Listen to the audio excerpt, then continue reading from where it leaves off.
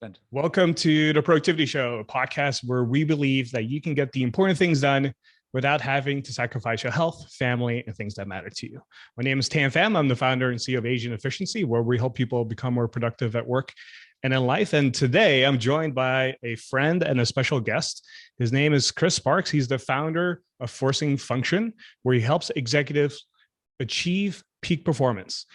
And what's interesting about Chris is that he is a former top 20 poker player in the world. And what makes him unique is that he takes lessons and frameworks he learned to become one of the best at poker to help others perform at the highest level and make better decisions. So we're going to be diving into Chris's productivity methodologies and strategies so you can use them to perform at the highest level as well. Welcome to the show, Chris. Hi, Tan. Hi, guys. Very excited to be here. I'm excited to do this because I've hung out with you quite a bit, and I think you have a very interesting way of thinking and interesting way of approaching scenarios and how you make decisions. So I'm really excited to start diving deeper into that. But before we start doing that, one of the things we like to do at the Productivity Show is have our guests share some of their favorite productivity resources. So maybe in like 90 seconds or less, can you share some of your favorites? Sure. I've tried quite a few. For reading, I always want to direct someone to our performance library. That's categorized lists of all the books, articles, podcasts that I found useful in my journey. That's forcingfunction.com/library. And this timing is actually perfect because I just put out the 2022 edition of our top resources for optimizing productivity and performance. We'll link to that in the show notes. 100 things that I've found super useful. I would highlight three things that I don't think that you guys have using, or if you're not, you should be. The first, in the new year, I recognize that focus is just incredibly important. I've been letting too many distractions creep up into my life.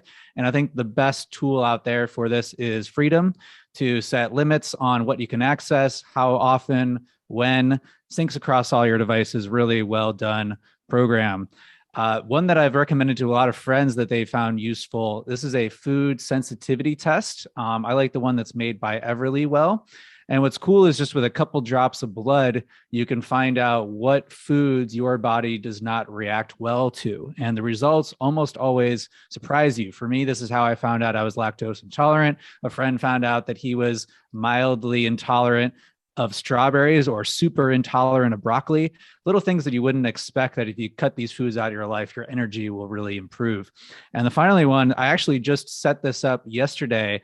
I was using a program called Unroll Me to really cleanse my email of the thousands of subscriptions that I like to have access to, but don't want cluttering. And I switched to a tool called Clean Email, which so far, one day in, has saved me a lot of sanity. And very excited to be back to my usual 10 emails a day. Yeah, 10 emails a day is a lot more manageable than probably 150 a day. So I totally get that. And for everyone that's listening, we'll link to everything that Chris just mentioned in the show notes. So don't worry if you missed it. But Chris, I want to start diving deeper into your story because as a former top 20 poker player in the world, like how did you get there? I know you graduated college, you ended up moving to Detroit, and somehow you became a poker player. Can you share with everyone how that came about? Yeah, I'll try to give the highlights and then we can dive in. I've always been very interested in games. I think the games are a very good sandbox for understanding human behavior. So before poker, I played video games, most notably Ants. This is a game that Microsoft made back in the day on MSN Gaming Zone. Shout out to gamers out there. And I actually was one of the best, and then once finally became the best Ants player in the world in a small community. I started getting into chess and then later card games, notably Gin. Gin's a two-player form of Rummy, where I got a perfect rating on Yahoo Games and the equivalent of ELO. And some of my Gin friends, I was a 16-year-old playing on my dial-up internet in my, family's living room, essentially, where if someone called, I would get kicked off my game. Some of my Gin friends told me, hey, there's this new game called poker, and you can enter into one of these free roll tournaments of 10,000 people. And if you finish in the top 10, you get $1,000. And so for a 16-year-old, this seemed like a pretty good way to spend the day compared to, you're going to play video games, might as well try to make some money. So I had a nice kind of leg up when I arrived at Ohio State. And this guy named Chris Moneymaker had just won the World Series of Poker main event. And poker is on ESPN seemingly 24/7. So this became a really nice way to not only hang out with my friends and get a little social status, but to pay off my college tuition because I was paying my own way. I ended up in Detroit because I had a dream to create television commercials. I thought this was going to be, my purpose here, and everything that I was doing, from my marketing internships and leadership to taking a minor in psychology, was designed to become the best television commercial maker there was. I even got to participate in a Super Bowl "Life Comes at You Fast" commercial when I was interning at Nationwide. That was really fun. I got to meet MC Hammer and everything. Anyway, I graduate 2008, not the best time to go into the auto industry for those of you guys who are coming out of college around then. And I end up in hiring purgatory. So I'm sitting in Detroit 1 week away from when I'm supposed to start. And I get the call that, hey, actually, we're on a hiring freeze and the government says we can't bring on any new employees. You're just gonna have to hold on. And I said, well, I don't know anyone in Detroit. Why don't I play some poker? I was super involved and active, kind of like that annoying overachiever kid in college. So all of a sudden, I had all this free time on my hands from previously having to forego sleep in order to play poker. So, well, what would it look like if I treated poker as a full-time thing, that I did this as if I was going to do it for a living, at least until the real world comes calling?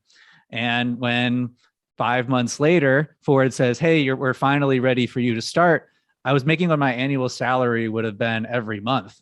And like, well, maybe I won't take that job after all. And then another 18 months after I moved out to LA and got a poker house with some of my friends, I was ranked in the top 20 in the world. It was kind of a whirlwind, but it was definitely a progression of just continuing to double down on what worked. So what I'm curious about then is, how did you know that you had a knack for poker? Was it because you were winning a lot of money? Was it because you loved the game?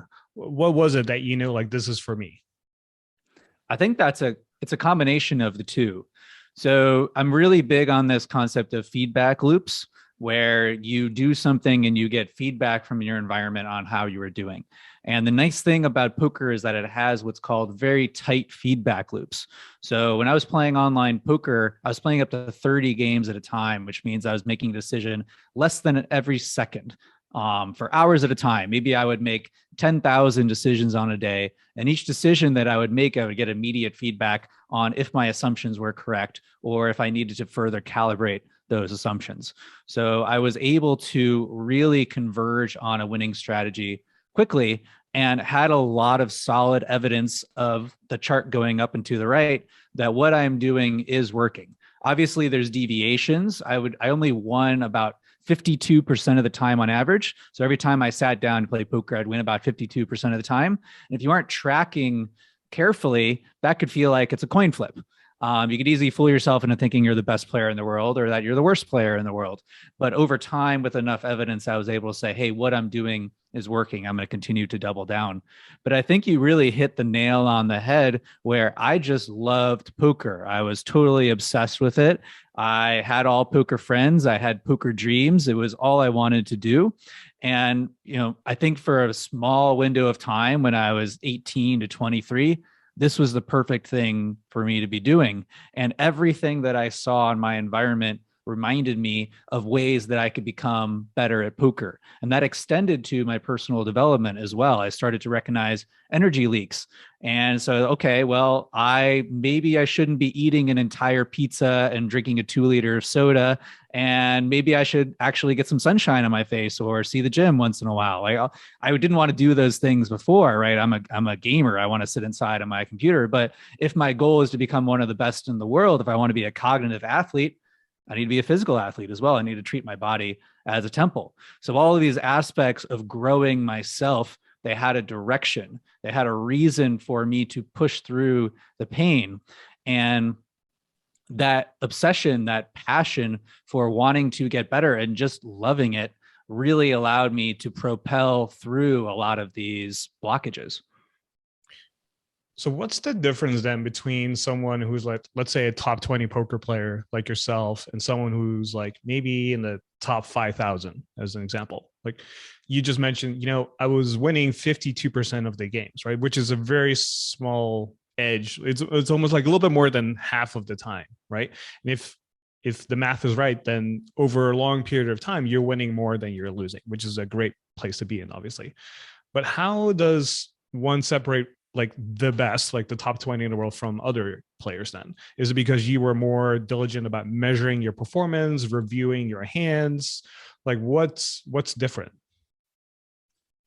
This is an incredibly nuanced question. I give my best attempt at answering this in a post I write about my poker career called Play to Win, Meta Skills in High Stakes Poker. It's about a 5,000 word opus. So yeah, I'm going to try my best to share some highlights from that. First, the point that you made, I think extends to life. And I think a lot of life are small edges compounded. So looking at your life as like a system, looking at your life as a process, it's always what is a small improvement? What is a small tweak or iteration that I can make today? Because that becomes the foundation for tomorrow. And I think that that is what leads to someone becoming one of the best at something versus someone who's just merely good or even great, is that they're continually compounding, continually looking for small sources of advantage, edge that they can then build upon. And I know this firsthand because I worked with some of the other best players in the world as a coach.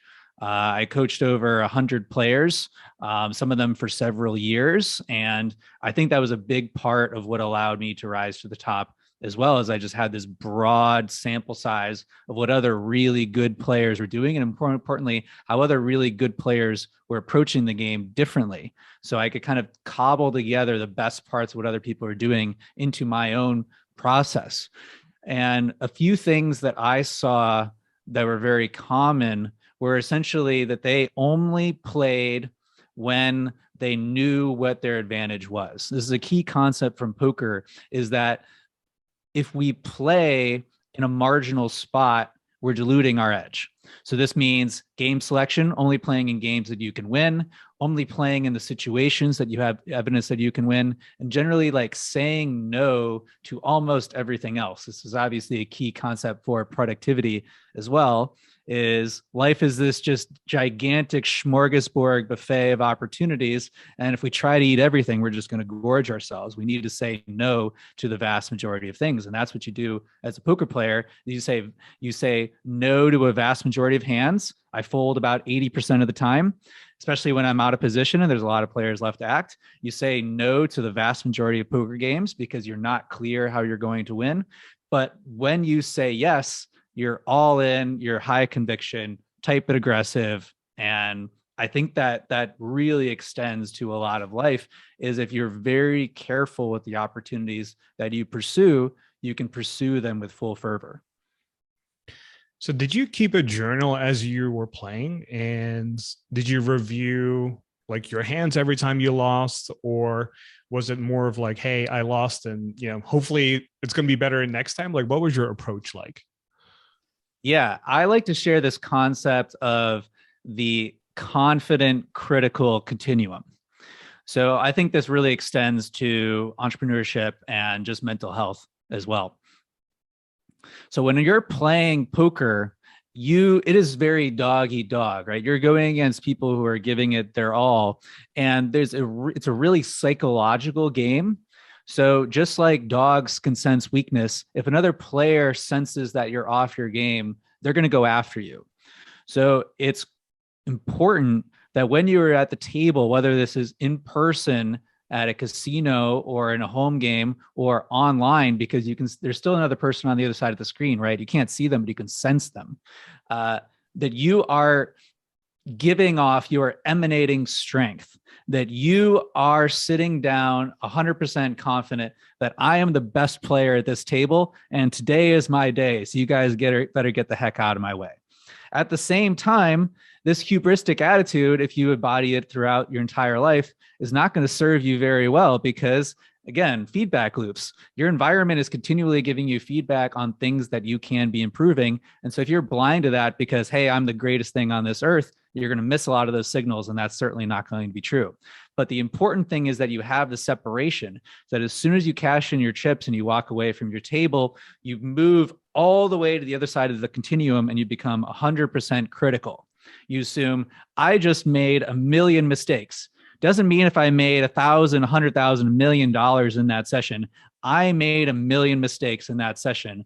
Let me find what those mistakes are. I'm going to go in there, I'm going to pick everything apart, and I'm not going to get up until I've found something that I've done wrong and know what I'm going to do differently next time. And for me, it's important to note that poker players play industry hours. A lot of my poker sessions go really late. 3 a.m., 4 a.m., 5 a.m. So it's important for me to have a separation. And what I do is anytime I have a situation while I'm playing that I'm not sure what the best play was, I do something, and it's my best guess, but I think I could have done something else.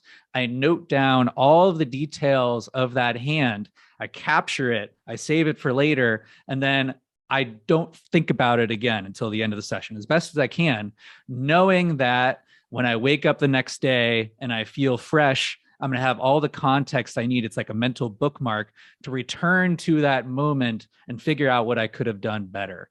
So yeah, I think it's a really important concept to emphasize, that you really need to be auditing, reflecting on what you could be doing better, but that time needs to be time boxed away from that time that you're actually executing. Yeah, that reminds me a lot of professional sports. I'm a big fan of the NBA. And one of the things that they never do is as soon as the game ends, whether it's a finals game or just a regular season game, they never review the game the night of, whether you won or lost, especially if you lost. They never review the game the day of, but they always review it the next day. And it's because usually after a game, people are very emotional. They can't really critically think about a lot of stuff. Or so they always save it for another day. And what you just shared just kind of reminded me of that, like the timing of that review process in that sense is very important as well. Like you don't want to do it when you're highly emotional. You don't want to do it when you just lost a game or you just won a game even, because you might be a little bit biased in many ways. 100% true. I think that one of our biggest challenges and opportunities as executives is to maintain objectivity. And it's important to have these systems in place, but also to recognize when we are in this state of mind to be objective about ourselves. So one thing I want to circle back to is I know from your story, you ended up moving to Las Vegas, and you ended up like living in a quote unquote poker mansion where you were living with other poker players. Like you had a great time in Las Vegas with some of the friends that you made in the poker world. And you said, hey, how can I continue this fun and this camaraderie? And you said, hey, let's start a poker house. So you invited other people to come join you and have a great time playing poker in the daytime and hopefully making some money and then going out at night, which sounds like a lot of fun, which I'm sure it was. But also there's a lot of power in the immersion aspect when you are learning as you're playing, you're with your peers, you're talking about what just happened, you're listening to what other people are going through, you're learning from their strategies. Talk to me about what it was like living in that house. Environment is just the biggest lever we have to change our behavior. So I'm constantly thinking about how can I make my environment supportive of my goals? Thinking about things at this meta level of what do I want to support in my life? And in this case, I wanted to become one of the best players in the world. And so the best way for me to ensure that I would regularly make progress towards this goal was to surround myself with other people who are also trying to become one of the best poker players in the world.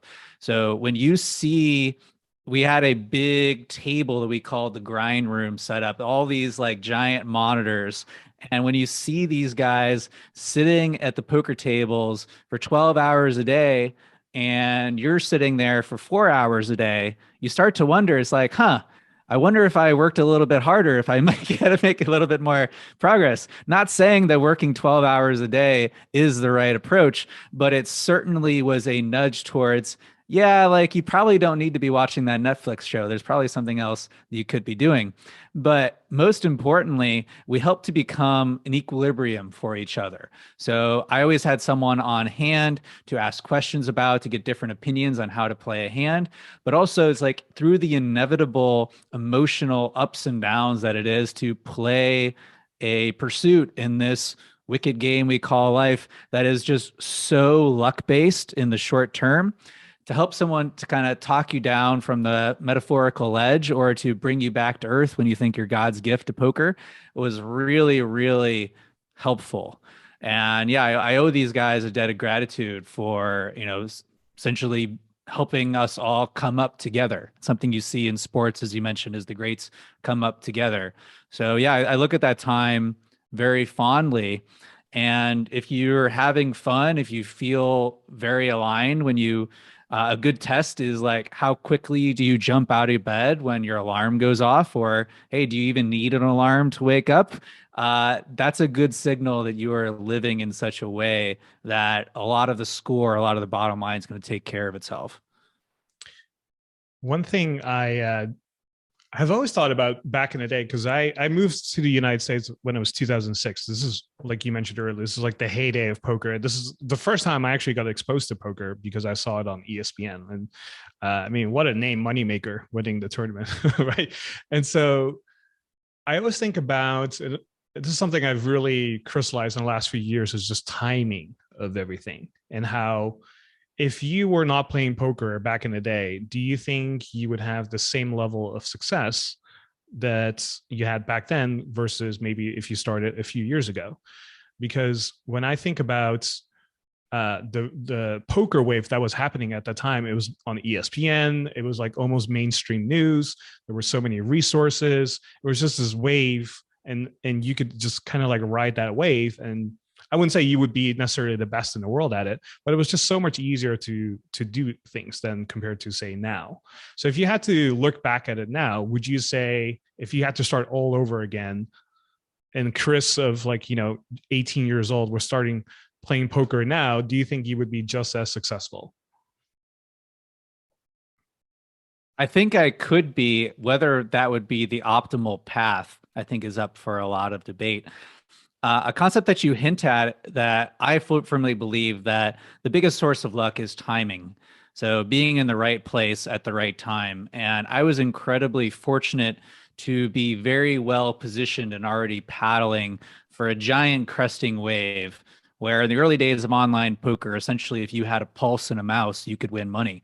And that was really fertile training ground for me to immediately get feedback that, hey, maybe this is better than going into the corporate world, at least for right now. And there was so many resources out there. Everyone was very open about sharing their knowledge. And over time, as poker has matured and it's become more competitive and more difficult to make any sort of living, a lot of those early advantages have gone away. It requires a lot more effort to obtain any sort of standing within poker these days. It's approaching more of a solved game. I play maybe 10 to 20 hours a week now, depending on the week. I like to think of myself as more or less retired. Retirement is more of a state of mind than anything. I play for fun. I try to make a lot of money when I play, but I mostly play for fun these days. I'm a much, much better player now than I was back in 2011 when I was ranked in the top 20 in the world.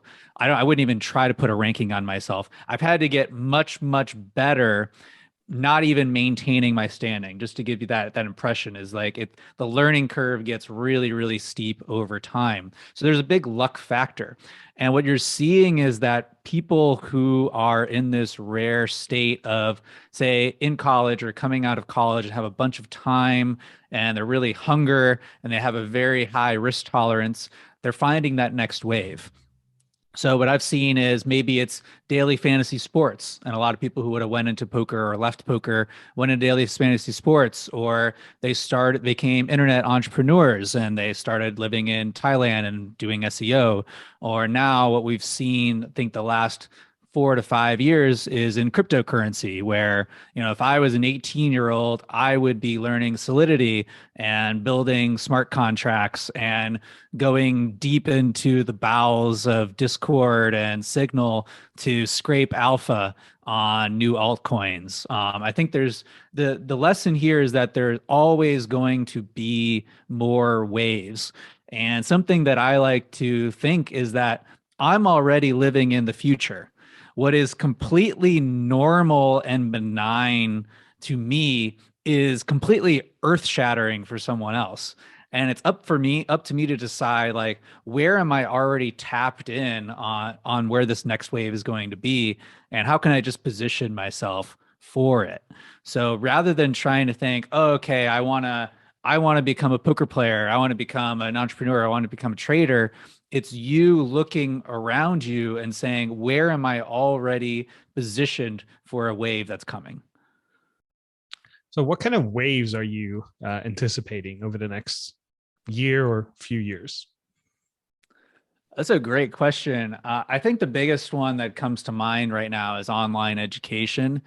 It was a really big wake up call for me with the pandemic and everything that's happening, as far as, like, I think maybe decades worth of shift to online based work that essentially was just waiting for the necessary infrastructure and social norms to be in place. I've already been working remotely, nomadically, for as long as I can remember. As soon as I decided not to work at Ford, that was back in 2008. I've been living on the internet since, so not much change for me personally. But the way that people learn, receive content, educate themselves, meet their friends, all of this has forever changed. I don't think we're going to necessarily be sitting in front of Zoom forever, but certainly we've moved to a remote first world. So I used to really emphasize in-person connection and education. When I lived in New York City, I loved hosting meetups, and I taught all of my workshops in person, even though doing things in the real world takes a lot more effort than in the virtual world. I found it really fulfilling. And now I've just kind of learned to love scale and being able to reach people across time zones, across the world at any time. And so I think there's just never been a better time for someone to share their knowledge, experience, expertise. And the best way to get started is to start. So yeah, I think we live in really a golden age of access, and that's a wave that I'm really excited about. It's why I decided to move my in-person workshops online. We're actually, the timing is pretty cool. We're actually about to offer it again. So it's called Team Performance Training for 15 executives in 10 weeks. I teach my performance system for maximizing productivity, performing at their peak, scaling their business, essentially everything that I've learned through hundreds of coaching conversations with really, really successful executives. Group coaching experience. This is the third time we're running it. It's something I'm really proud of. And it's something I only used to do in person because I thought there was no substitute for just like bumping up against each other in the real world. But seeing that this actually works really well in the virtual environment. So that's teamperformancetraining.com. I don't know if anyone here is listening. Would love to have you check it out. Yeah, we'll have a link to that in the show notes as well. Speaking of online education, I'm kind of curious to hear how you went from, being a former poker player to now helping others perform at the highest level. Where did that come about? How did that transition happen? I always like to joke. Somebody asked to pay me, and I said yes. It wasn't the first person who asked to pay me. It took a few, but yeah, that's a really good feedback from the environment. When someone says, "Hey, if you were offering this thing, I would pay you for it." You're like, I don't know, maybe I could do that. So that's always my tongue-in-cheek answer. Was I was having tea with a friend, and he said, "I really think I love hearing your advice. I really value your opinion. I feel like I would be a lot more likely to put it into action if I was paying you." So that was how Forcing Function started in 2016. Hey, I do think that the best way to learn is by teaching, and I've learned an incredible amount in the past 5 years. A lot of my early coaching clients, the conversations weren't too different from when we were just talking about poker. there's a lot of commonalities there. If you want to be the best, that means putting yourself in the position to become the best. And a lot of this systematic thinking really translates across fields. What are these critical bottlenecks, leverage points, points of leverage that will allow you to have outsized returns, outsized output with minimal inputs, minimal effort? So that's really how I try to look at things. What are the patterns that someone has? What are the patterns that are supportive of their productivity and performance? What are the patterns that hinder them? Try to, amplify the former, add friction to the latter. And yeah, just recognizing that, hey, I have things that people find useful. I have a lens of looking at the world that people find helpful. And over the years, just becoming, progressively more comfortable talking publicly about it in forums like this one. It used to just be, one-on-one conversations and offering it to people around the world. I like to say that my product is my marketing. The vast majority of people that I work with come referred from other clients. That's my preferred way of working. Essentially, if I figure it's like if what I do helps someone achieve their goals, they'll probably talk about it, and maybe this person will want to talk to me. One thing you mentioned earlier in the episode that I find very true is there are a lot of parallels between playing poker and just living real life, just like how a lot of skills transfer from being, let's say, professional athletes, right? Right? Like when you're one of the best athletes in the world, whether you're the captain of the team or whatever, that translates oftentimes being a good team leader in business settings as well. Just like how when you play poker, what makes you good at poker, I think oftentimes translates into let's just call it quote unquote, the real world, not the metaverse quite yet, but the real world we're living in. And I'm curious to hear, what are some things you learned in poker that you now apply to, say, coaching, or just like how you make decisions living in the real life? So many. It's a very long list. I'll share one that's a pet favorite. Anytime someone asks me what is the most important lesson to take away from poker, it's the concept of expected value. Our mutual friend of ours, Billy Murphy, calls this millionaire's math. So high level expected value is on average what is going to happen. So if you think of like parallel universes, if I have the opportunity to try every option available to me, what is the average outcome across these universes? So you would calculate that. Think about it. It's like the probability of occurrence A times they call the utility of occurrence A, like how good or bad is it? And you add all of those together. So think about this like an investment, right? Everything that we do is a bet and investment. But if you think of a literal financial investment, it's all right. Okay, if this investment goes well, how much money do I make? What do I think the chances are of it going well? And obviously, there's a spectrum of outcomes. Think if you're investing into a new startup, well, maybe you get your investment back, or maybe it has a small exit. They sell to Facebook or Google, or maybe they become the next Facebook or Google, right? So, what is the size and how good or bad of the outcome times what is the percentage of that outcome? All those probabilities adding up to 100. And this is just the lens with which I view everything, whether I'm crossing the street or deciding whether to order the same thing that I always get or to try something new, or, hey, should I go over and talk to that person that I know on the internet but probably doesn't know my face from Adam? All of these things are calculated bets. And there's some really cool takeaways that happen once you start to live with this mindset. The first is that we just don't think in probabilistic terms, but we live in a probabilistic universe. We think something happens and we just work backwards from, well, that's the only way that it occurred. But you recognize that there's a probability of anything occurring. And so what you're trying to do is put yourself in the universe with the outcomes that you want, right? Maximize your odds that which what you have control. And the more that you estimate odds, this is really how I think when two poker players get together, we'll be like, yeah, I think it's like a 40% chance those two cars hit each other, or like that, I think it's like a 20% chance you can actually fit in that spot. And inevitably someone else will be like, I lay you 3-1, and be like, okay, I'll do 4-1 at $1,000 booked. Okay, let's see if you can fit in that spot. Like that's how we settle things, is we're trying to calibrate our probabilities at all times. And once you hone this skill, you're able to literally just pick up dollar bills off the ground, because people see things as inherently risky and say, no, I'm not going to do that. Well, you can't just write off anything. There has to be some upside that makes any risk worth it. Right? It's like, do you want to play Russian roulette? No, I like living. Well, would you play Russian roulette for $1 billion that you donate to your favorite charity? Maybe you're starting to change your mind. Okay, maybe what is it? $100 million? Is it $1 million? Right? There has to be some odds, some probability that you would take on any risk. And you start to realize that you can take a lot of calculated risks where you're getting more upside for a small downside.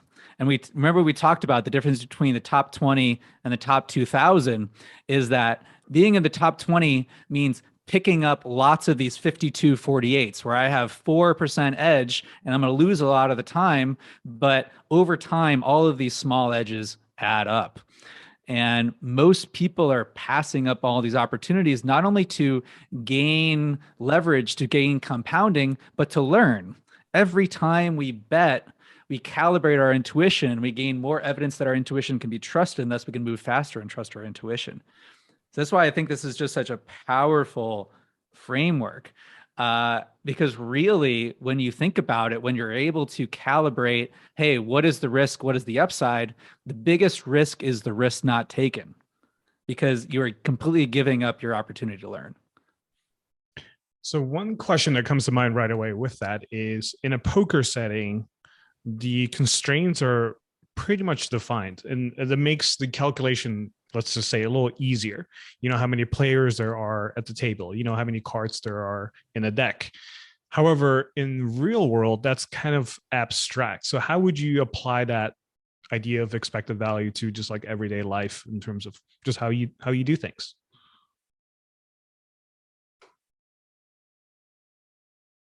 That's a great point, and it brings to mind this quote that not all that can be measured should be managed. So I think we tend to fixate on the things that are easily measurable rather than what are the things which carry the most signal. When I say signal, this is something from information theory, that it's like new information has the most opportunity to change our mind on something.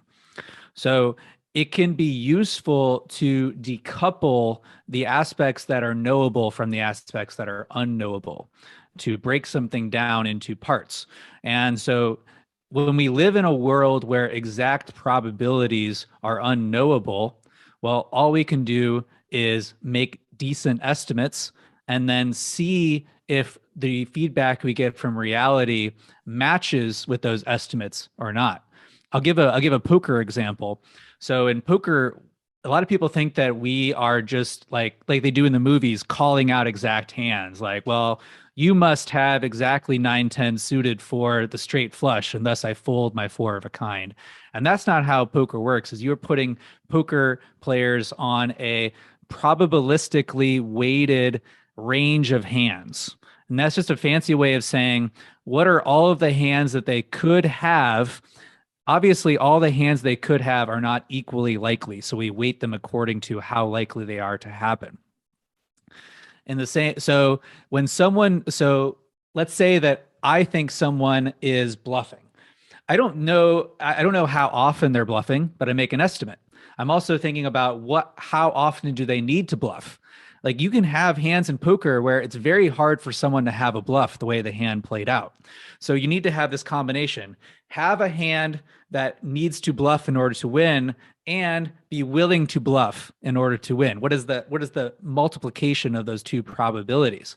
Well, if I say, well, I think that it's really, really hard for him to have a bluff here. He might be bluffing a lot, but I don't think he has a bluff. Like he could only have straight draws and flush draws here, and both straights and flush hit here on the river. And then I call, and he shows up with a completely random hand that I didn't even think was a possibility of this player happening. All this tells me is that my assumptions were incorrect, right? If he showed up with a missed flush draw or a flush, that doesn't tell me anything. And so you could see this feedback from reality all the time is like, check your assumptions.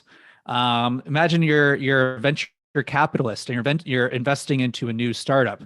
Well, if it was very obvious how this startup was going to work, they would have everyone just beating down their the money. But there's just obvious risks. There's just so many ways that the startup could fail. So when I work with a venture capitalist, I have them write out an investment memo and say, hey, what are 10 ways that this investment could fail? And a lot of times, because most investments in startups go to zero, the investment will fail in one of those 10 ways. Well, it doesn't tell them anything. It's like, hey, you thought it could fail this way. The only thing you thought it was a low probability event, and it happened. So maybe it's not as low of a probability event as you thought, right? And probability we call is Bayesian updating. You take feedback and you update your probability distribution of outcomes. But the most insightful thing is, hey, you had this list of 10 reasons that this company could fail, and a reason that wasn't even on this list was the reason this company failed. Obviously, there's something missing in your process, that you have some sort of assumption that wasn't validated. And that's what we're looking for, is we're not looking for exact probabilities. We're looking for signals that we are missing something so we could correct for these biases. Yeah. So when you say that, I immediately think of scenarios that I might be in. So as an example, let's say I want to launch a new product to the market, but I have no idea what the probabilities are if this is going to be a success or not, right? So walk me through your mindset. Let's say you want to launch a product for force and function. How would you kind of like assess and think about and launch this? Sure. So I'll do a mini coaching demo here. So the first thing I would do is, for this hypothetical product, Tan, the biggest failure mode, I think, is making something that people want. So from 0 to 100%, how confident are you that this product is something that other people want? Well, as a forever optimist, I'm going to say it's pretty high. So let's just say 80%. Okay. So this is where we start to validate some of your assumptions, right? A lot of people would immediately start building this thing, and then, all right, I'm going to go into my cave and spend 1 month building the perfect product, and then I'm going to release it into the world and they're all going to love me. Well, first, let's make sure before you start building the thing that the thing you're building is something that people want. Okay, so you said 80% confidence.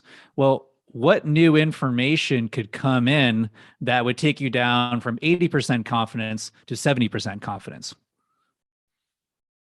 Well, I could speak to a lot of customers or past customers or clients and readers and put it out there. And if a lot of them say that they are not interested or this wouldn't be for them, that would probably take it down a bit. Cool. That seems like a really easy first step and something that you could do today, which would really up your confidence. How about one thing this time that would take you from 80% confident to 90% confident? Well, I could try to sell it without actually having a product. And if people buy it of a web page without actually having it, and they're willing to put in their credit card and pay for it without actually receiving it right away, or maybe receiving it in a few months, if that seems to be happening, that would probably bump it up. Yeah, the shut up and take my money test works really well if people are beating a path to your door to try to buy something that doesn't exist. It's a very good signal to create that thing. And I think just as a overall like business perspective, it's important to come at this customer centric approach of don't create the thing that you want to make, create the thing that is going to solve a problem for a customer that ideally the customer is asking for, right? You can always educate them a little bit, but ideally this is a problem, a real thorn in their side that they've already shown a proclivity and a interest, a desire to exchange something with you, ideally monetary.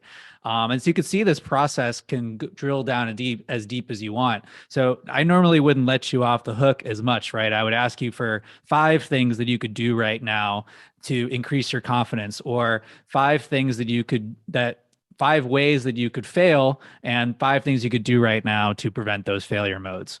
But the key thing is to excavate those hidden assumptions beyond this is why I am building this product, instead of not only building all the other products, but doing all the other things that I could be doing with my life. And what I'm hearing from that as well is what you mentioned earlier. You're looking for feedback loops along the way to see if this assumption is the right assumption or not. Exactly. So let's take another example here. Let's say you and your wife are planning a trip. Okay. I know you have a very systematic mind, and knowing your wife, I think she really appreciates that. So I want to hear from you, like, what is this conversation like when you guys are planning a trip together? Let's say you're going to Mexico together, right? Are you talking to her in expected value terms? Are you using like poker methodologies with her? What is this conversation like? Yeah. So context. I like to travel. I actually spent 18 months straight traveling around the world at one point. I visited 65 countries, probably a couple hundred cities. I still spend about 3 to 4 months a year on the road while somehow keeping all the balls in the air of my business going. So I love, not only do I love to travel, I love thinking about how I can incorporate this love into travel while not making it to be too much of a burden, while it's still fun, while I could still, continue to make money, serve the world, that sort of thing. The first question, anytime you're asking any decision, not only a travel decision, is what are you optimizing for? So when we're about to take a trip, it's what is the purpose of this trip? Are we going to, have some romance and relax? Are we going with a specific purpose? Like I'm going to speak and I need to be ready to perform for that. Or recently I was playing in the biggest poker tournament in my life and I wanted to get myself into the state to win. Are we going for adventure and we want to like push ourselves to like explore new boundaries? Are we going to see old friends we haven't seen in a long time? Is like, why are we going? What is the most important thing? A lot of people skip this step in all decisions, and it's the most important one, is like, why are we doing this? And you always come back to that. What in mind is like, what, it's always a litmus test. What option available best fits this purpose that we are optimizing for? Next, I'm always thinking about constraints, non-negotiables. So first, who's coming? If I'm traveling solo, it's very different than if I'm traveling with my wife, Mariana, or if I'm planning a group trip with a bunch of friends, or I'm planning a trip for my family, right? It's like, who has allergies? What sort of mobility issues out there? Are people going to be working during the day? Are there places that people really want to see? What type of schedule constraints do we have? Like, you get the best pricing on booking travel if you can go anywhere at any time.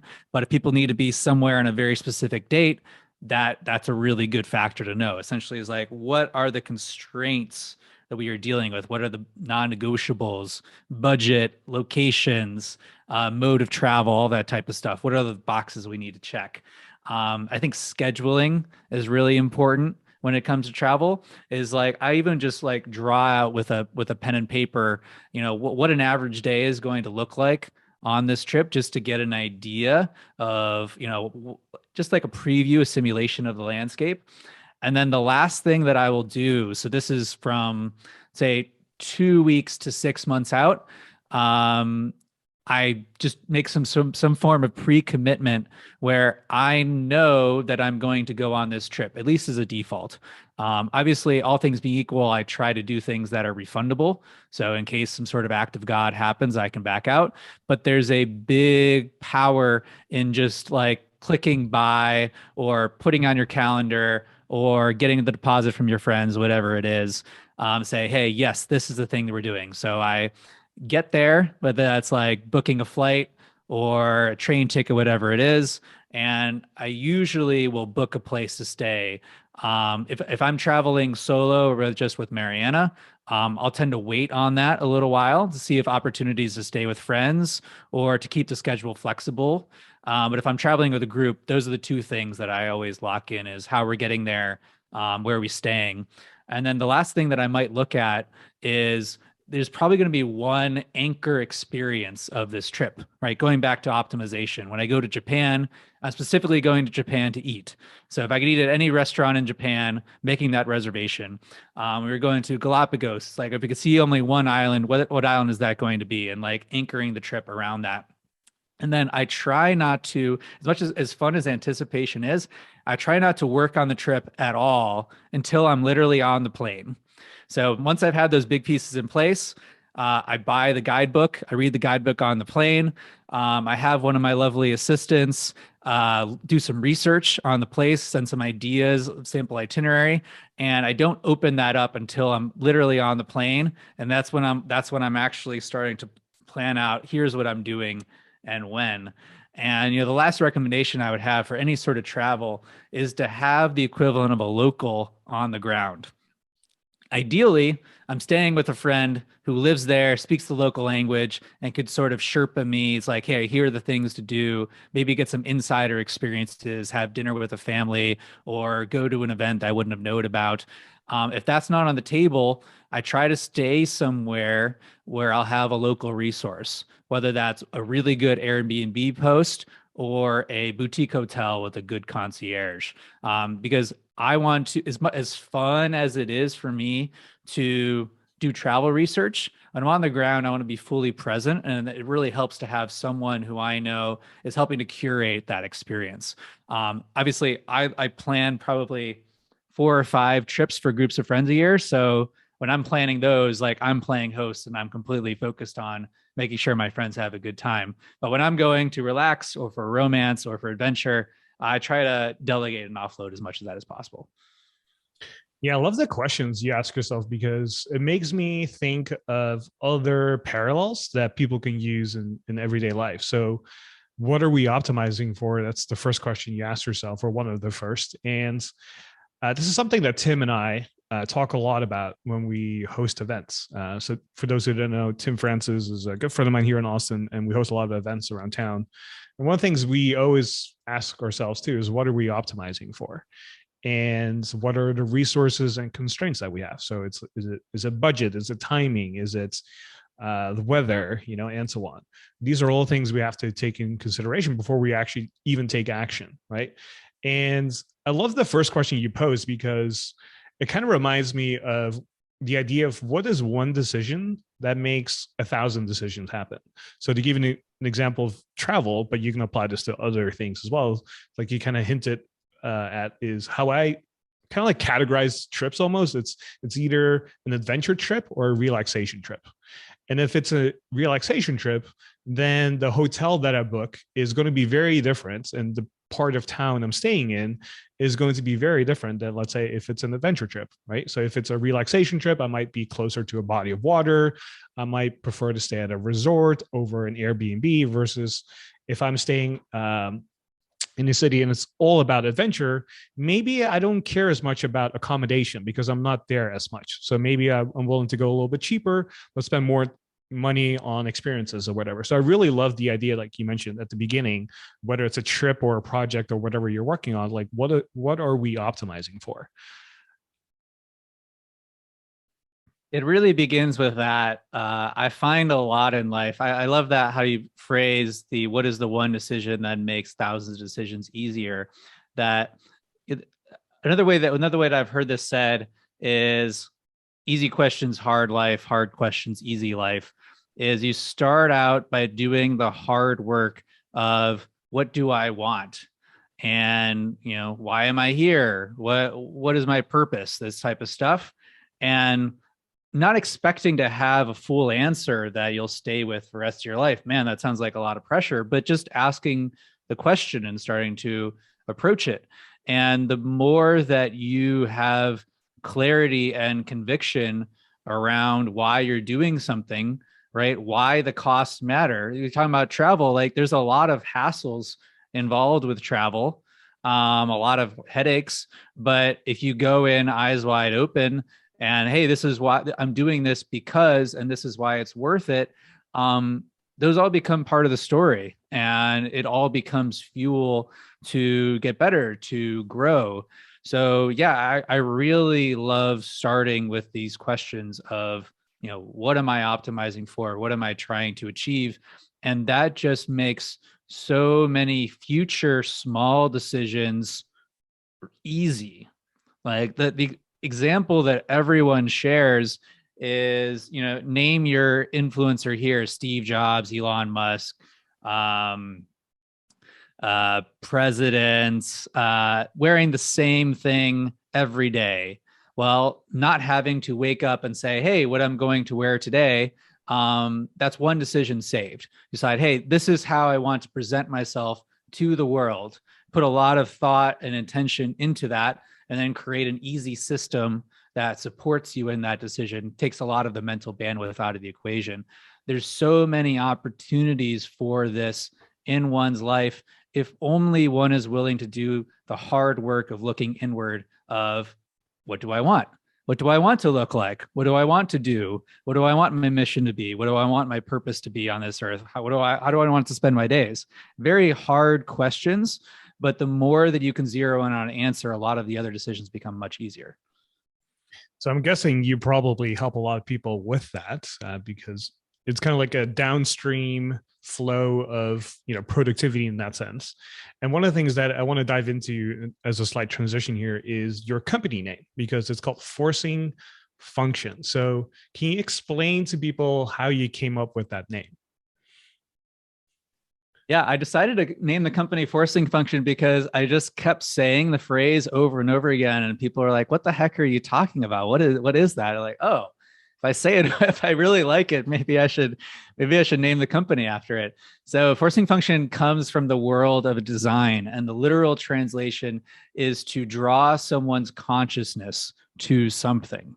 And I have this core belief that if we can become aware of the current state of things, a lot of progress will solve for itself. So it's a double entendre there. Is I become the forcing function for my clients, people who take a class like team performance training, is that I draw their attention to what's important and I keep it there. But also I help them install systems in their life to elevate what's most important and to ensure progress. So obviously there's so many different ways to help people achieve their goals, but at Forcing Function, we really orient around three key pillars. The first, as you highlighted, Tan, is vision, is helping to accelerate this process of figuring out what we want to achieve and really clarifying that, making it actionable so it's something that we can track progress towards. Like, is what we're doing on a day-to-day basis leading us to where we want to go? So what we call internal coherence, and it's really the key to a fulfilling life. The second is systems. So putting these processes in place that automatically become more optimized over time, getting away from this putting out fires, one-off mentality, and thinking, what is something that I can put in place so that continual progress is solved for? This is my definition of a system, is that I'm always getting better little by little in this dimension. And then the last thing is prioritization. As we said, one of the biggest challenges and opportunities that we have as humans in the year 2022 is that there are just so many opportunities out there. So we can often not fully capture all the value of something that we're pursuing because we're spread too thin. So I just really, really, really try to help my clients keep the eye on the ball. Once they've decided what's important, I help keep them there. And there's a lot of supporting systems that go along with that in terms of scheduling. I love the framework that you have, Tan, at Asian Efficiency of, what is the bottleneck: time, attention, or energy, helping someone to uncover that and to put new habits, routines in place to bring that average up. And essentially is like resource allocation. Like, what is the most effective use of that time, attention, energy, monetary, asking for help, relationships, presence, all these resources that we have? How can we utilize those resources to maximum effectiveness to get us towards our goals? So those are really the three anchors: vision, prioritization, systems, that we try to focus on at Forcing Function. All right. So VPS, vision, prioritization, systems. Oh, so you're good at this. So I'm kind of curious, going back to that, if you can apply that somehow to learning, let's say, a new language, right? So, and the reason I like to use that example is because it has no numerical output necessarily on its surface level. Like, using weight loss as an example is kind of easy because it's very numerical and everyone kind of understands that. But when it comes to learning a new language, there's no numerical outcome necessarily. That's very obvious, right? Or when let's say you're designing a new website or a logo or something like that. So let's say, you, Chris, want to learn Spanish, okay?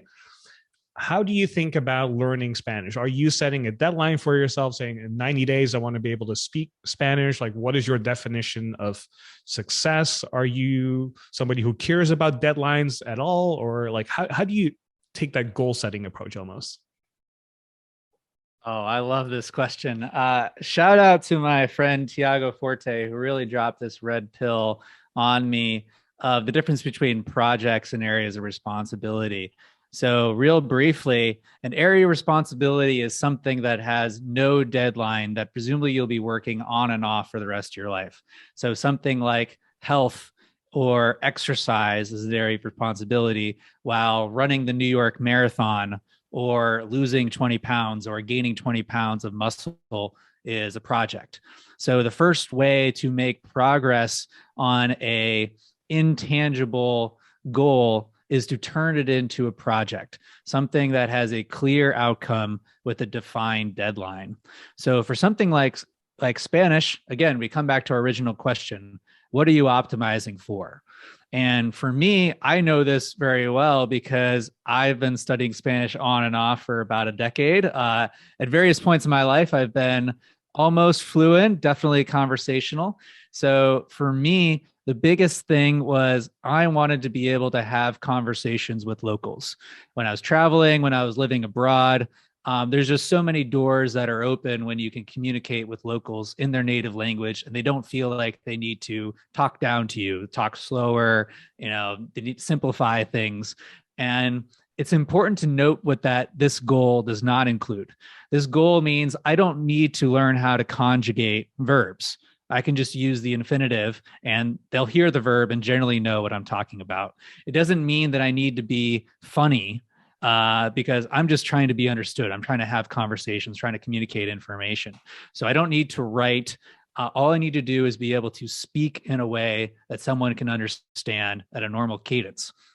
And so this creates a very clear objective is, I like this question: what would it look like to be successful at this goal, right? It's really useful in terms of vision to have an actual image. So like imagine it in your mind, like picture the movie running. And in this case, it's me having a conversation with a local, and the local's not at all annoyed for having to talk to some gringo. It's like, hey, this guy's pretty cool and interesting, maybe, or at least like we're able to have some sort of exchange that feels relatively fluid. So as soon as I have one of those, check, project complete. And I can decide, hey, maybe I want to try to become funny in Spanish, or maybe I want to try to pass the fluency exam, right? A lot of different milestones that could come along the way. But before any of those, I have to pass this test of having a conversation with a local. And one thing about deadlines, I think deadlines are both incredibly powerful, but also way overused. And what happens when a deadline becomes overused? It doesn't become trusted, right? Everyone's worked on teams where this inevitable sprint deadline just gets pushed out 5 different times. You start to wonder, okay, so like, what's the real deadline? Like, when do we actually have to ship this thing? And that's why I'm really against just like creating fake deadlines just to manufacture urgency. It's a lot more useful to have a real deadline. So in this case, my deadline for Spanish is usually when I meet Mariana's family. So Mariana has family in Colombia or Argentina, and we'll go down there at least like once a year to meet with her family members who are incredibly educated, speak English better than I do, but I want to be able to communicate. I'm visiting them. I want to be able to communicate in Spanish. And so we'll have some sort of event like a birthday that I can't move, that I'm going to have to show up and talk to them. So this obviously creates that urgency that's real. So those are the best kind of deadlines that you're looking for, something that can't be moved. I love that. I love that. Chris, before we part ways here, I have one final question. As both people are very interested in productivity, efficiency, I'm guessing this is kind of like an area of your life as well, where you're always like optimizing for stuff. So how are you like looking at productivity, efficiency now? Like, are you still working on it? Is it like an evergreen thing for you? Like, what's your view, overall take on your own journey? I think productivity and efficiency are just gateway drugs. Put another way, I think they're like Trojan horses. So they're ways to start to gain self-awareness, to start to understand the mechanisms by which things get done or goals get achieved. But where people get astray is by treating productivity or efficiency as an end in itself. I see a lot of people get caught in these endless cycles of optimization where they're just running faster and faster on a treadmill. And I'm not preaching from the pulpit here. I've been in this place several times in my life. And I know, Tan, you've talked about similar, about not, letting productivity get in the way of your fulfillment or happiness, or not seeking some answer outside of yourself in the form of a new tool or a new system. So yeah, I try to just treat productivity as another tool in my belt for achieving my purpose here. And so I'm not tied to any tool or system or habit. I regularly reflect on, hey, what are the things that are moving me towards my goals? What are the things that I'm doing that are having no impact or negative impact? And I got to say, there's definitely trade-offs, as everything's a double-edged sword. I think I may have been more productive in an objectively measurable sense, but it seems like I achieve much more these days, and what I do seems a lot more relevant. So these are all trade-offs. I certainly just try to approach things more from a sense of fun, enjoyment, sustainability that I once did. I was really kind of willpower, disciplined, obsessed when I first started with this stuff. And now I try to at least be, this is an intention, to be much more gentle with myself, to keep the long-term perspective, to remember that one day, 1 week doesn't really matter all that much in the grand scheme of things, that all that really matters is that I'm improving, and the times that I am backsliding, that I recognize it and I pick myself back up and restart from zero. So yeah, I'd like to think that I've matured and I'm looking at things a little bit more holistically, but I imagine when we talk again in 3-5 years, I'm going to be looking back and saying, Chris, like, what the heck were you doing? I love it, Chris. We're going to have to end it here, but I know we could talk forever and ever and ever. If people want to stay in touch with you, find out more about Forcing Function, your coaching, your services, where should people go to? Yeah, thanks, Tan. And I really appreciate the opportunity to be here, for giving me a platform, and for everything that you guys do at Asian Efficiency. I'm just an incredible fan, and I think you guys really have a lot to offer. And it's just very validating to be here and to be able to share some of this. I started Forcing Function. I do conversations like this because I love it. I find it really meaningful. And I really hope that something I said today impacted you on your journey, that you have something to take away that will support you towards your goals. I open source everything that I do and learn. So everything that I've managed to capture on paper or a digital screen is on the internet at some point. So you can find a lot of that on our website at forcingfunction.com. Some great articles, previous podcasts on there. The best place to start is our workbook, Experiment Without Limits. This is 100 pages of our best strategies that are documented in a step-by-step fashion for you to immediately install some of these performance systems in your life. That's free to download at experimentwithoutlimits.com. I have all of our favorite reads and resources documented on Forcing Function. So forcingfunction.com/library, that new post 100 resources for optimizing productivity and performance. We also have a quiz that we offer called the Performance Assessment that will give you my recommendation for the very first step that you can take to optimize your performance given where you are today. If you're into social media, my Twitter handle is @SparksRemarks. And if you're listening to this before February 16th, you're an executive, you're ready to take yourself to the next level, you want to optimize your output and productivity, really recommend you apply for the third cohort of team performance training. Again, it's only open to 15 executives. It's a 10-week program that will only offer once a year. I'm really excited about it. And if you're excited about what I had to say, hopefully you are too. Awesome. Thank you so much, Chris. We'll have everything linked in the show notes. And thank you again for joining us here today. And for everyone else listening, we will see you next Productive Monday.